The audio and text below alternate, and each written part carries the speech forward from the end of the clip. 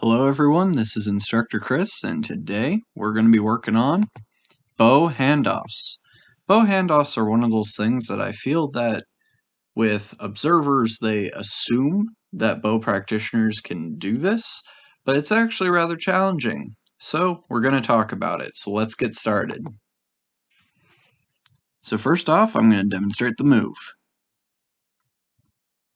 Wow.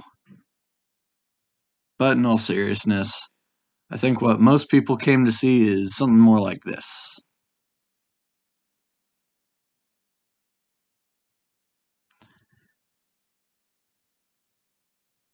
Alright, so before we get into how to do it from a twirl, I just want to say in regards to these more simple handoffs, they're very useful. They're going to be very useful later, so I wouldn't completely neglect them just because they're simple.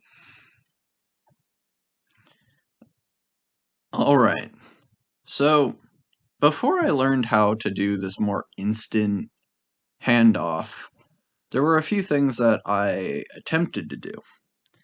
The first was I attempted to just kind of put my hands together and shuffle my bow from one hand to another. That didn't work too well.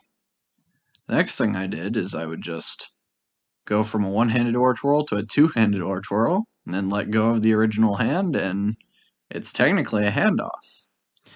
Now, this method actually works pretty well, so we're going to talk about how to do that. So if I'm twirling with my right hand, I take my left hand, and I'm going to put it right under my right hand. They're going to twirl together a bit until I let go with my right hand, and now I have it in my left. If I want to go back to my right, I put my right on top, and then after twirling a bit, let go with my left hand. And this is probably one of the easiest methods of doing a handoff mid-twirl. The problem is it's kind of slow. It's not instant. So now we're going to work on the instant handoff. So to do an instant handoff, we need to go back to the concept of inside and outside. So if you can recall, we used inside and outside for the tuck spin, where we kept it to the outside. This time, we're going to keep the bow on the inside of our body as we twirl. So I keep it to the inside, and as it keeps rotating, I open my hand while it's on the inside. So it goes there, I open my hand right there.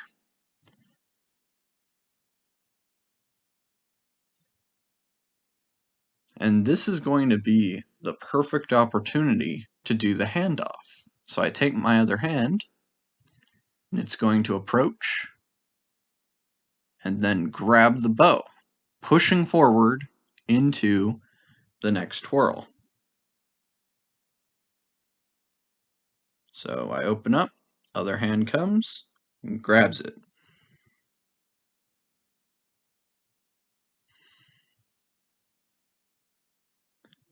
Just like that. Now the hand position, the hand is going to be right on top of the open hand. So it's like putting a fist on a flat hand, almost like you're doing rock, paper, scissors or something.